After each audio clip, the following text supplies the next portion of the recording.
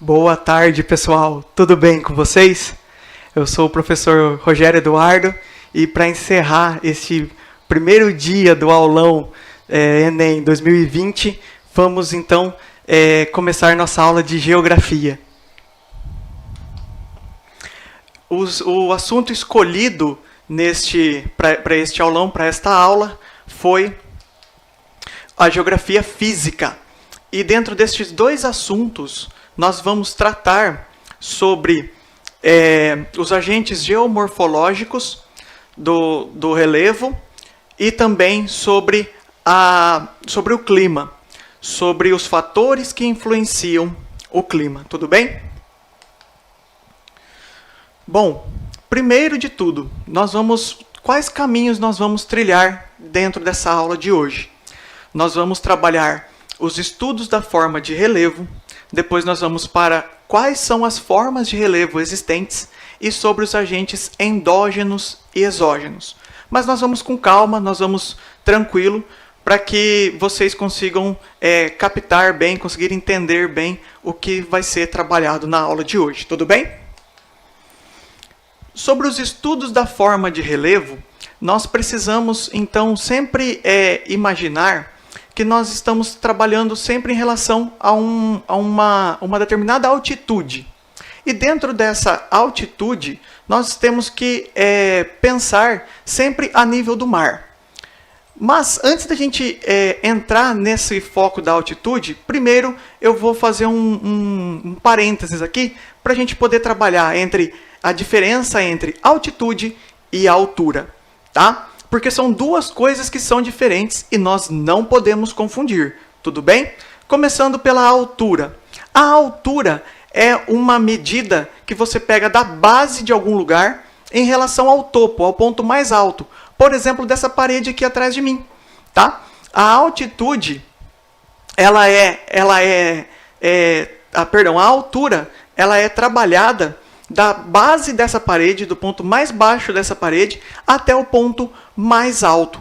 Tudo bem? E aí nós falamos altura, tá? A altitude é um pouquinho diferente. A altitude é em relação ao nível do mar. E aí é meio difícil, porque nós aqui no Paraná, no interiorzão do Paraná, né, a mais de 500 quilômetros da praia, como que nós vamos imaginar o nível do mar? Né? Para a gente fazer isso, a geografia nos ajuda, né? E aí criou o conceito de altitude. Tá? A altitude, então, é a medida do relevo em relação ao nível do mar. E qual é o nível do mar? O nível do mar, ele é sempre trabalhado na altitude 0 metros. Tá? O nível do mar, então, 0 metros de altitude. Qualquer área litorânea do mundo está na altitude 0 metros. Tudo bem? Por exemplo, as praias aqui do nosso Brasil, 0 metros de altitude. Tá?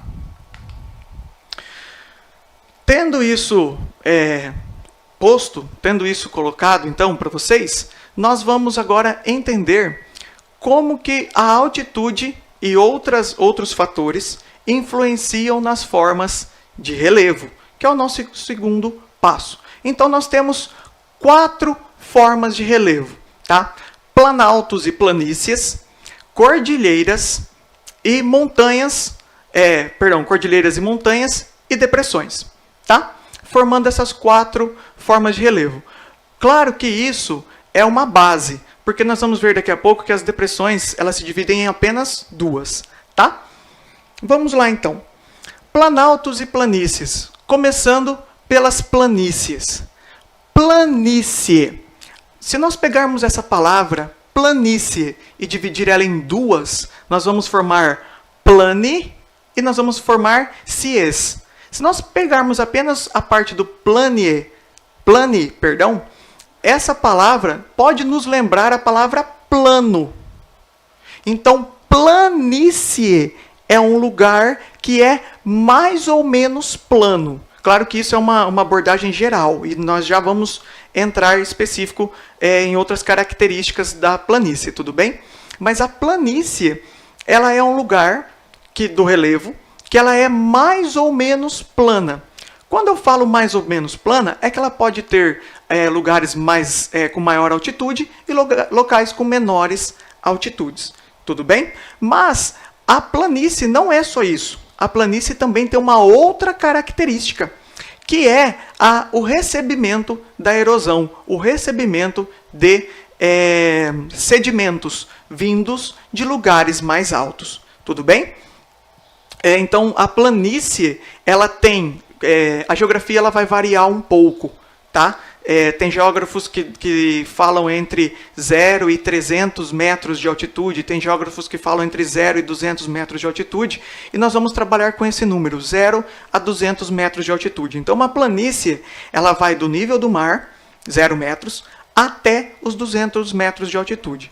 Porém, tem uma característica mais aí, é o lugar, é a área do relevo que recebe os sedimentos. Tudo bem? Ela vai receber a erosão vinda de outros lugares. Que outros lugares seriam esses? Por exemplo, os planaltos. Tá? E aí, para a gente entender bem os planaltos, nós também vamos fazer essa separação das palavras. Planaltos. Plan alto. Plano alto. Tá? Claro que assim como as planícies, não é um lugar retinho, bonitinho. Tá? Assim como as planícies, não é um lugar retinho, bonitinho. Ele também sofre com variações da altitude. Tudo bem? Porém, ele está numa altitude maior do que a planície. Por exemplo, nós temos aqui essa parte mais alta do relevo, que é uma chapada, como a Chapada Diamantina, que nós temos aqui no nosso país. Tá?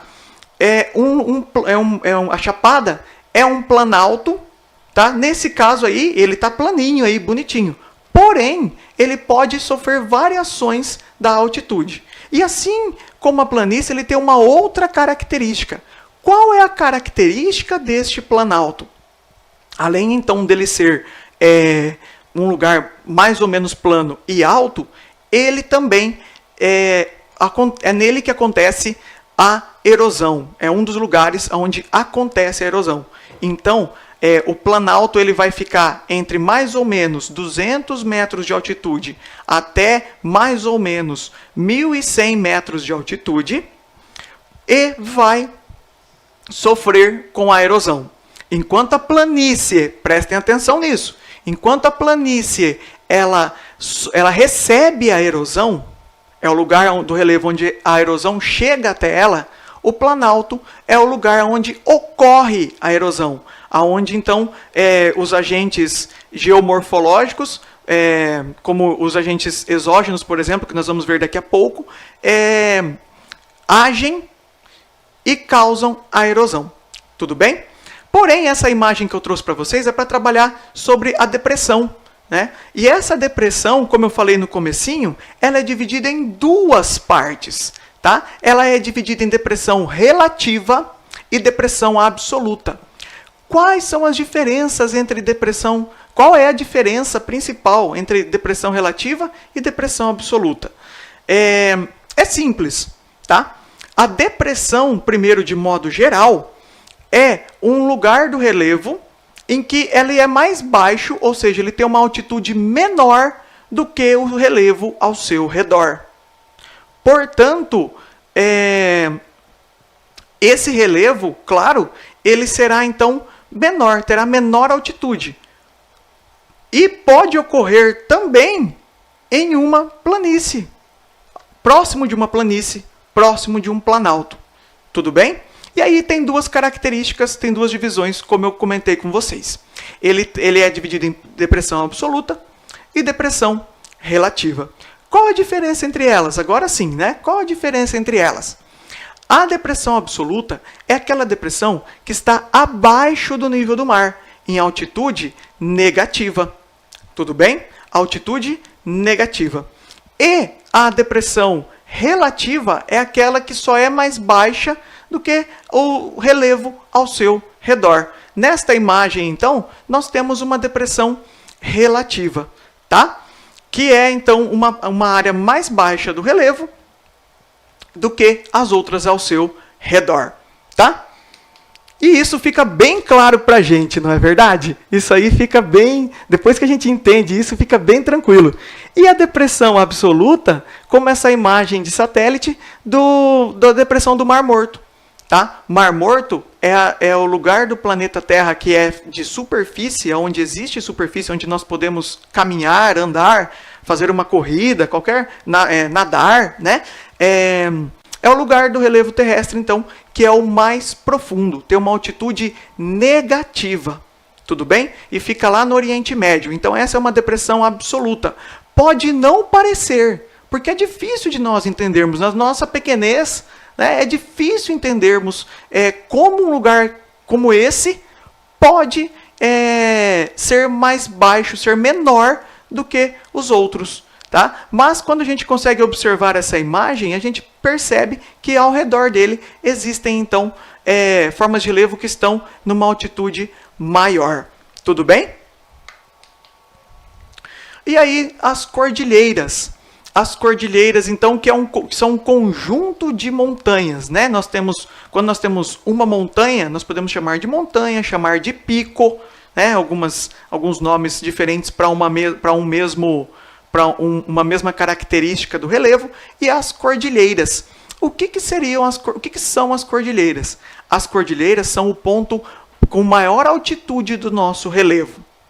Tudo bem? São aqueles que têm a maior altitude. As montanhas, então, são aqueles que têm a maior altitude do nosso relevo. O que significa isso? Nós estamos falando de partes do nosso relevo que passam dos 1.100 metros. Tá? E tem duas características, 1.100 metros de altitude, e tem duas características que são importantíssimas. Tá? A primeira, ele precisa ter um cume, ele precisa ter um topo, um lugar espetado, né? na nosso linguajar mesmo, um lugar espetado, um lugar alto, onde você não vai conseguir subir mais. Ele é o último ponto da altitude daquele lugar. Você não consegue subir mais, porque você está no ponto mais alto. Tudo bem? Outra característica de uma montanha, e também por consequência das cordilheiras, é que são nas montanhas, na cordilheira, que ocorre também a erosão. Tá? Então, as montanhas são uma forma de relevo que são maiores do que 1.100 metros de altitude e também é um lugar onde ocorre a erosão. Além disso, precisa ter um topo, um ponto mais alto, tá? Um ponto com maior altitude. Tudo bem? Continuando, então, o nosso caminho pelos agentes geomorfológicos, nós vamos entrar agora nos agentes endógenos. Mas o que seria isso? É simples, pessoal. Os agentes endógenos, tanto os agentes endógenos quanto os agentes endógenos, têm uma relação direta com o relevo. Mas vocês podem me perguntar, mas professor, qual é essa relação? É simples, pessoal. No caso dos agentes endógenos, são aqueles que criam ou transformam esse relevo. Então, para ter a montanha, para ter o planalto, a planície e as depressões, os agentes endógenos precisaram agir. Nossa, professor, mas aonde que ficam esses agentes? No caso dos agentes endógenos, eles estão no interior da Terra. Tá? Eles não estão aqui na superfície, não. Eles estão no interior da Terra. Tudo bem? Um exemplo desses agentes endógenos é o vulcanismo. Tá? Que é a erupção dos vulcões, de um vulcão, tá? Que nada mais é do que o magma que está no interior da Terra, por causa de um abalo sísmico, por exemplo, e também por causa do aumento da temperatura e da pressão, ele é expelido aqui à superfície. E aí, por exemplo, com o nosso mundo já nessa forma atual, ele está transformando a superfície terrestre. Como, por exemplo, nós temos um vulcão aqui no Chile, que entrou em erupção alguns anos atrás, né? Onde a fumaça que ele expeliu antes de entrar em erupção chegou até no Brasil, o Rio Grande do Sul, tinha cidades sofrendo por causa dessa fumaça, né? Quando ele entrou em erupção, depois que a lava secou, ele alterou, ele mudou o relevo. Tudo bem? Ah, professor, mas você falou que o agente endógeno ele também cria o relevo. Sim, pessoal, ele também cria o relevo. Como que ele faz para criar, professor? É simples, pessoal. Nós temos o exemplo do Círculo de Fogo no Pacífico. O Círculo de Fogo no Oceano Pacífico é um lugar da Terra que recebeu esse nome, né, esse apelido, porque é um lugar de intensa atividade sísmica e vulcânica. Então tem terremotos e vulcões ativos a todo momento. Nossa, professor, mas no Oceano Pacífico? Sim, no fundo do Oceano Pacífico, né? E como que ele faz, então, para ele formar esse relevo? É simples. Nós temos um vulcão no fundo do oceano que, conforme ele vai entrando em erupção, esse fundo do oceano vai deixando de ser tão fundo. Ele vai ficando mais raso. Até o momento que daqui a, por exemplo, onde hoje não existe, nós olhando acima na superfície, nós não vemos nada. Mas daqui a 10, 20, 30, 40 anos, pode ser que surja uma pequena ilha. E essa é uma ilha vulcânica, que foi criada por causa da erupção de um vulcão. Tudo bem? Esse, então, é o agente endógeno chamado vulcanismo.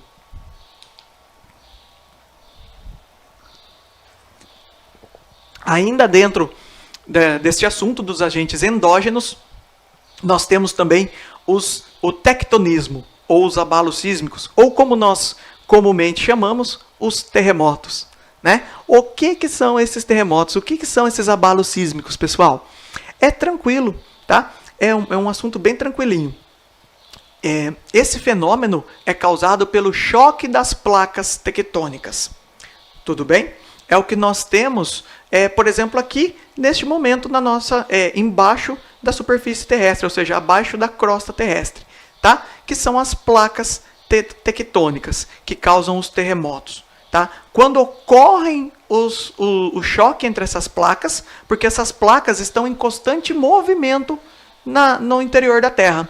Elas podem fazer o movimento de ir uma encontro à outra, ou de ir uma se afastar da outra. Tá? E quando elas vão de encontro à outra, acontecem, por exemplo, quando uma se choca com a outra, por causa da sua onda de choque, ocorre o terremoto. Quando uma se afasta da outra, pode acontecer, por exemplo, o fenômeno das falhas, como a falha do Rift na África e a falha de San Andreas nos Estados Unidos, né, que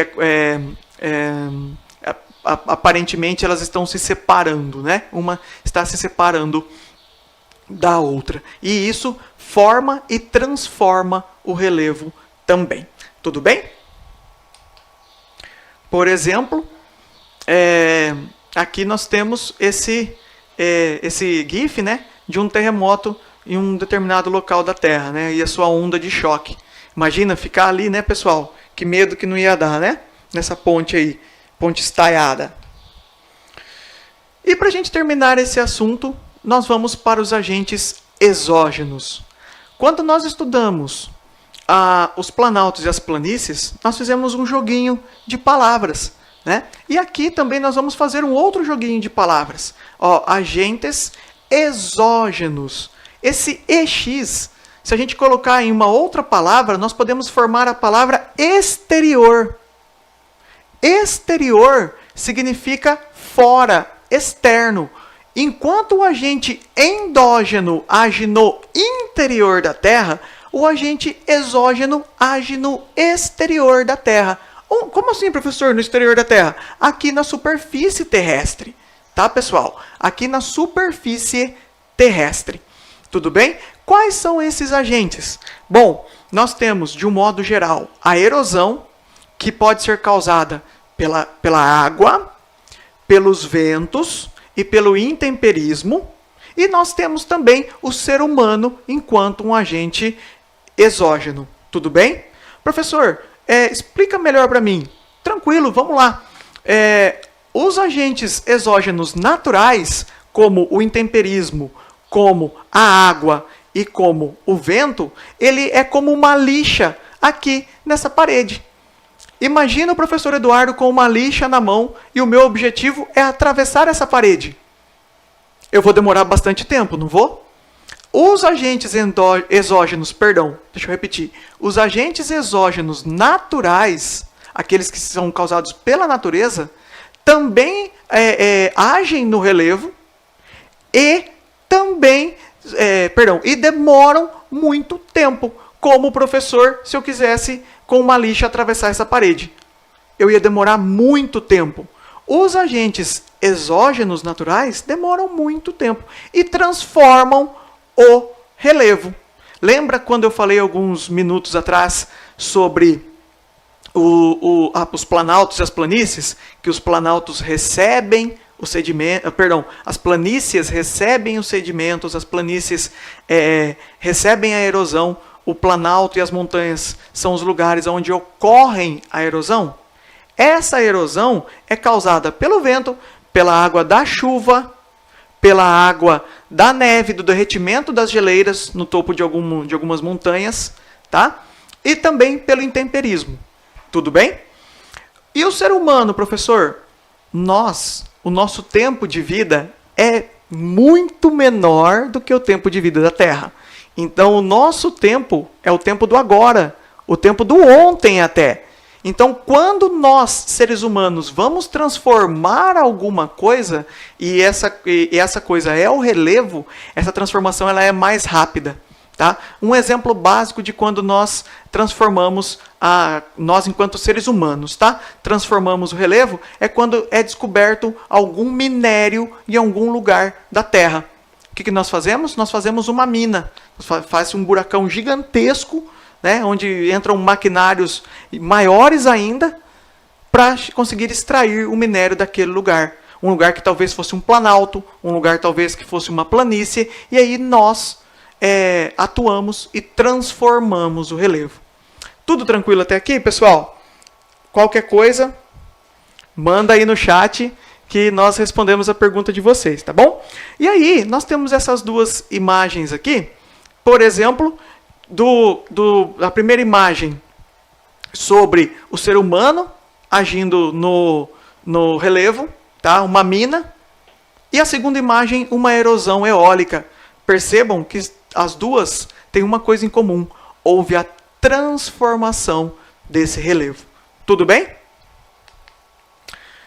Partindo então para o clima, que também é um outro assunto que cai bastante no Enem, pelo menos nesses últimos anos, nós vamos entrar agora e estudar sobre os fatores que influenciam os climas. O que seria, professor, um fator que influencia o clima?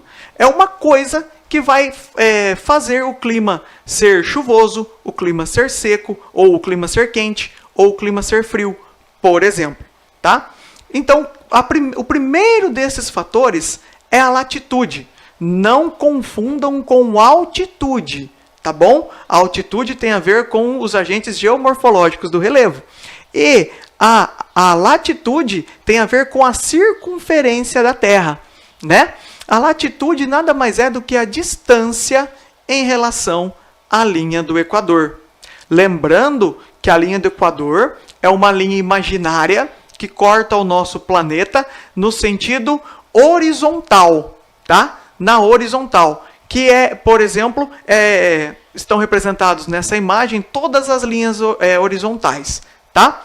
Que são as latitudes. É que a linha do Equador é a mais conhecida porque ela é a latitude 0. Ela é o ponto inicial. E aonde que ela está, professor? Ela está exatamente no meio da Terra.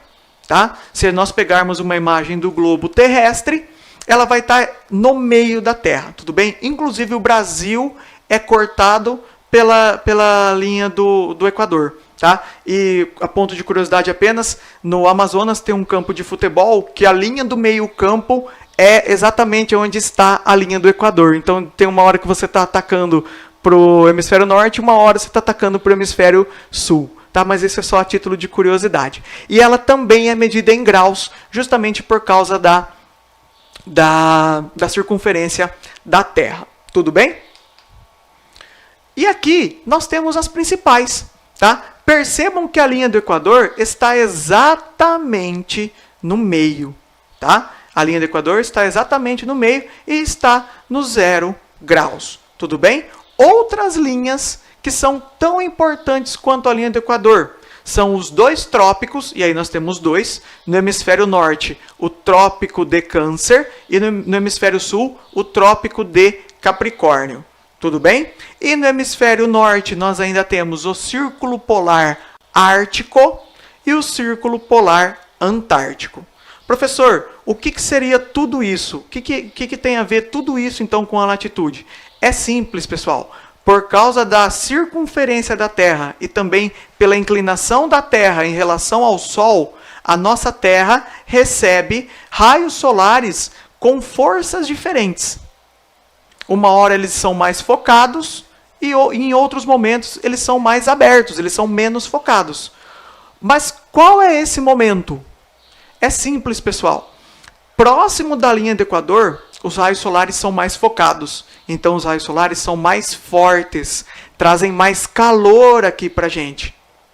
Conforme nós vamos nos afastando da linha do Equador, esses raios solares vão ficando menos focados. Mas não é tão longe assim da linha do Equador. Quando eu falo tão longe, eu quero dizer que demora para esses raios solares se tornarem menos focados. Aonde que vai ser um ponto, na verdade, 2 pontos de mudança?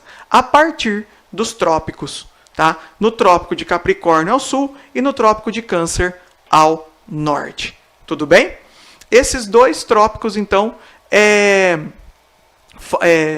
são o ponto em que esses raios solares acabam sendo menos focados, mas apenas um pouco. Continuando a viagem pelo globo terrestre, quando a circunferência da Terra se torna maior, acontece uma outra mudança na circunferência terrestre, nós chegamos até os polos, os círculos polares.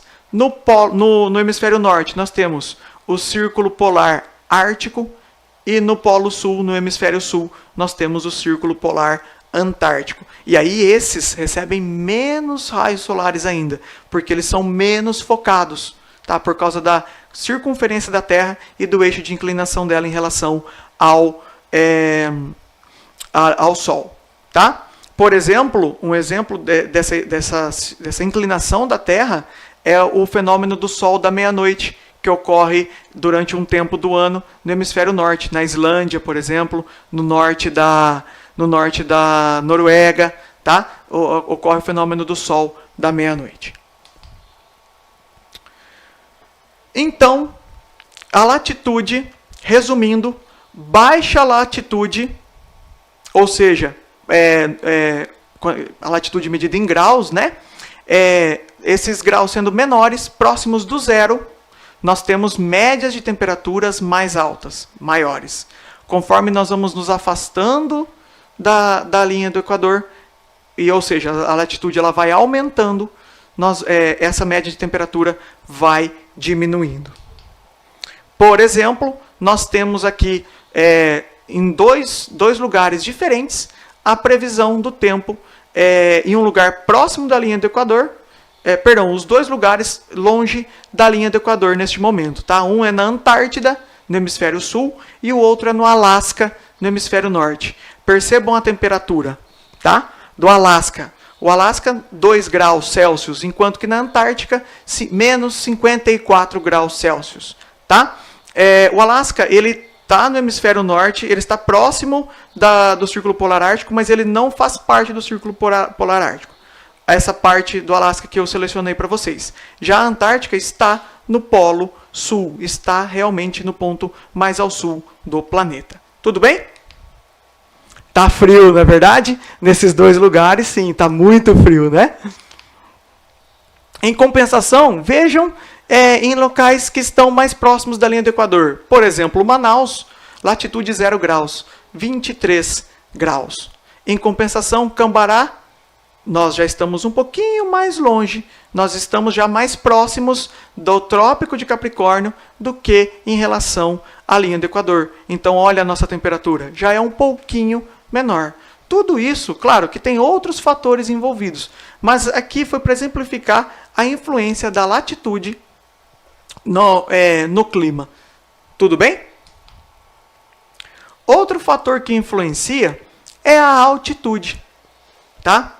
E esse também é fácil, simples, rápido e prático. Quanto maior é a altitude, menor é a temperatura, tá? Quanto maior é a altitude, menor é a temperatura. A cada, mais ou menos, tá? 100 metros diminui aí por volta de 1 grau. É por isso, por exemplo, que nessa imagem do Monte Fuji no Japão, nós temos que próximo do topo tem neve, enquanto que próximo da base não tem neve, tá? Por quê? Se nós pegarmos qual era a temperatura ali, né, na base, tá? E formos subindo 100 metros, mais ou menos a cada 100 metros vai diminuindo 1 grau, até que essa temperatura passa do zero, então ela se torna negativa, e também, por causa das moléculas de água, acaba se tornando, então, esse gelo, essa neve no topo dessa montanha. É o que acontece, por exemplo, no Monte Kilimanjaro, na África. Tá? O Monte Kilimanjaro, na África, fica na zona tropical, porém, ele tem neve próximo do topo, tá? Justamente por causa da altitude. Então, a altitude também é um fator que influencia o clima.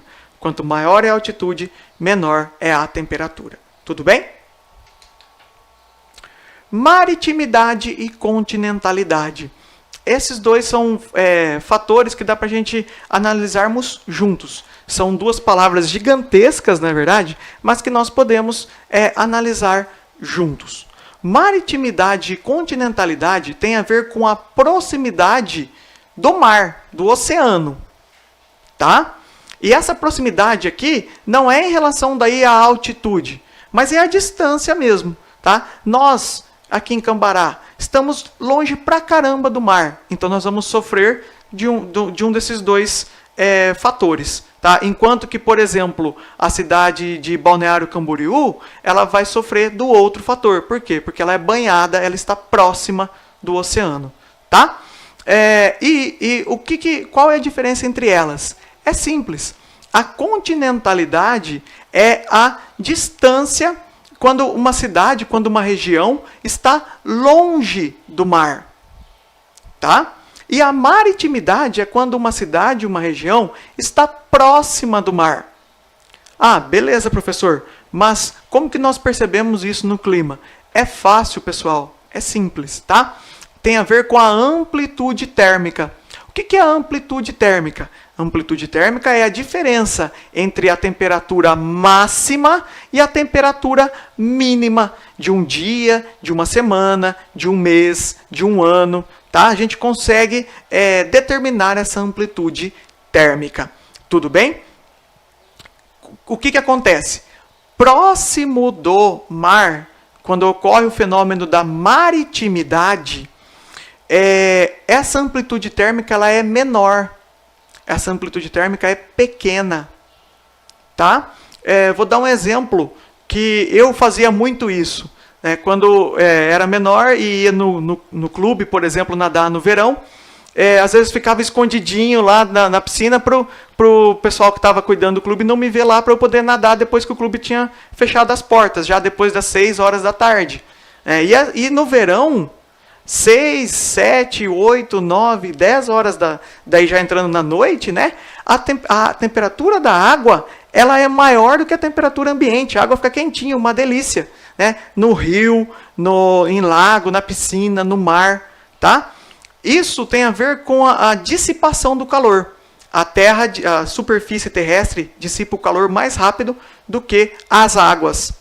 Tá? Ela dissipa mais rápido do que as águas. Porém, quando está próximo de uma grande massa de água, que é o caso de uma cidade costeira, por exemplo, essa diferença se transforma também,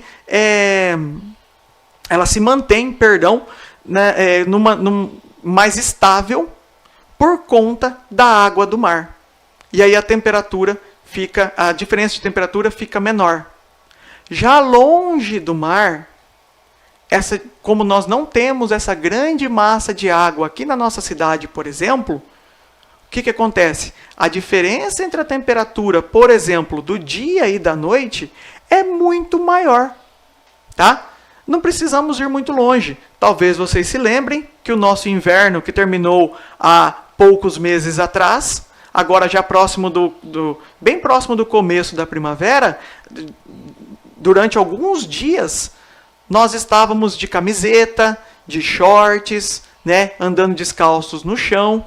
E à noite? À noite já tinha que colocar um pijama comprido ou dormir de coberta. Por quê? Porque a diferença da temperatura máxima entre a mínima era muito grande. Isso não ocorre, por exemplo, em cidades litorâneas. Tudo bem? Tranquilo? E aqui trouxe de novo essa comparação, porque o Alasca, por exemplo, essa região do Alasca que eu escolhi, ela é bem próxima do mar. Então ela tem ali, se vocês observarem nos números, uma diferença menor. Olha a temperatura do sábado, a temperatura máxima e mínima do sábado. Temperatura do sábado de 7 graus a máxima e a mínima de 1 grau. Compara com Cambará, 29 graus durante o dia, a máxima, perdão, né? 29 graus a máxima e à noite 13 graus. Olha a diferença. Essa é a amplitude térmica. Tudo bem? Tudo porque nós estamos longe de uma grande massa de água como o oceano. Tudo bem? E aí, quando essa diferença é pequena e ela ocorre próximo do oceano, nós chamamos de maritimidade.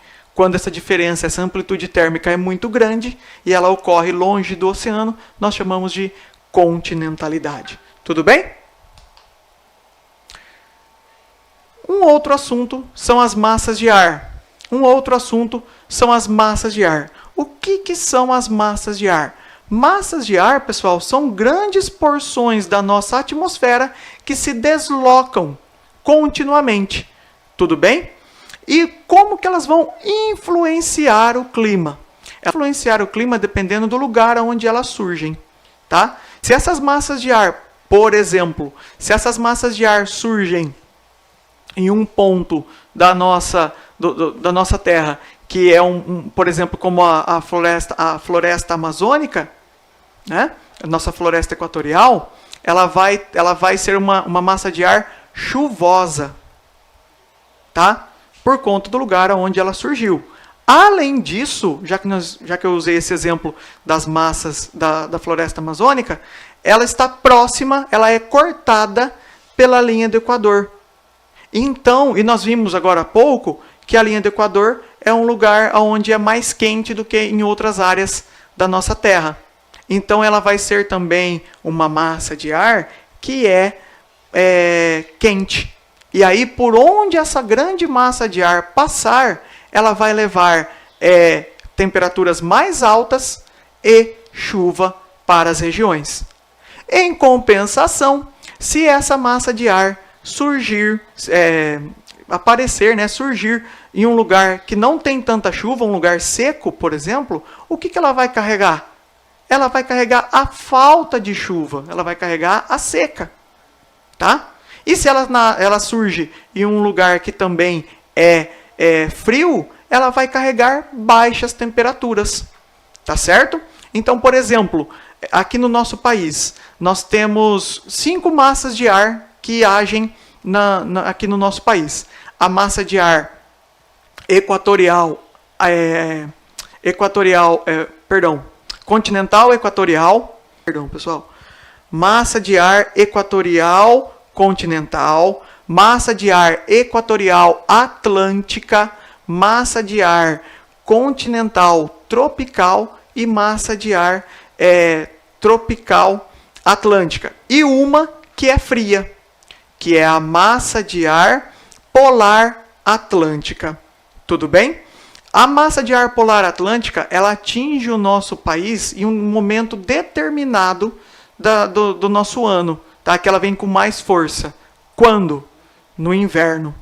Tá? É ela, por exemplo, que ajuda a trazer a neve no Rio Grande do Sul, Santa Catarina e até Curitiba, no Paraná, já aconteceu de nevar, porque é o momento do ano em que ela está mais forte, já que é o inverno no hemisfério sul. Tudo bem? No verão, por exemplo, por que o nosso verão é chuvoso? porque nós somos atingidos, nós sofremos nós somos atingidos pela massa de ar tropical atlântica e pela massa de ar equatorial continental, que trazem chuva até nós. Tudo bem? Tranquilo? Olha elas aqui e a ação delas. Num primeiro momento no verão, a ação delas no verão e a ação dessas mesmas massas de ar no inverno. Olha o alcance dessas massas de ar. Olha a diferença da massa polar atlântica. Olha a diferença da massa polar atlântica ao alcance dela no verão e no inverno. Por quê? Justamente porque o inverno é o ponto em que ela tem a maior força. Já no verão, quem tem mais força são as massas de ar quentes, aquelas que se formam próximas da linha do Equador. Tudo bem? Tranquilo, né, pessoal? E assim, então, nós encerramos nossa aulinha de geografia de hoje. Esse primeiro dia do aulão. Tudo bem? Tchau para vocês. Um bom fim de semana e esperamos vocês no sábado que vem, tá bom? Tchau, tchau, pessoal! O Colégio O Caminho está há 27 anos fazendo história na cidade de Cambará. Com uma estrutura física ampla, moderna e aconchegante, nossa sede foi projetada para atender alunos de todas as idades, desde a educação infantil até o ensino médio, com métodos de aprendizagem diferenciados, professores qualificados e experientes. No Colégio O Caminho, mais do que uma formação educacional, nossos alunos são formados para a vida. Nós do Colégio Caminho nos dedicamos a oferecer sempre a melhor educação e os resultados crescem a cada ano. Nossas taxas de aprovações nos vestibulares das mais renomadas universidades públicas e privadas do país cresce constantemente, além da excelente pontuação de nossos alunos nas avaliações do Dom Avalia, realizadas pelos nossos parceiros do Sistema de Ensino Dom Bosco by Pearson, um dos melhores sistemas de ensino do Brasil. A nossa missão é a de proporcionar uma educação inclusiva de qualidade, garantindo assim o sucesso do ensino e aprendizagem dos nossos filhos e filhas. Trabalhamos para ser uma instituição de ensino referência na região, valorizando a ética, a cidadania e o estímulo das mais diversas habilidades de nossos alunos. Aqui no Colégio O Caminho, nossas crianças aprendem o respeito ao próximo, ao meio ambiente e à cidadania, para que nossos jovens sejam sempre partes integrantes e transformadoras da sociedade. No ano de 2020, enfrentamos uma pandemia sem precedentes na história, mas nós, do Colégio Caminho, nos reinventamos e fomos buscar, através da tecnologia, ferramentas para que nossos alunos não fossem prejudicados. Afinal de contas, eles são nossos bens mais preciosos. Assim, professores, coordenação e a direção do Colégio Caminho conduziram o processo educacional neste momento tão delicado, com muita dedicação e carinho, sendo ofertado, inclusive, atendimentos psicológicos com alunos e professores. Venha nos fazer uma visita e conheça as inúmeras vantagens de fazer parte da família do Colégio O Caminho. Colégio Caminho, mais que uma escola, uma filosofia de vida.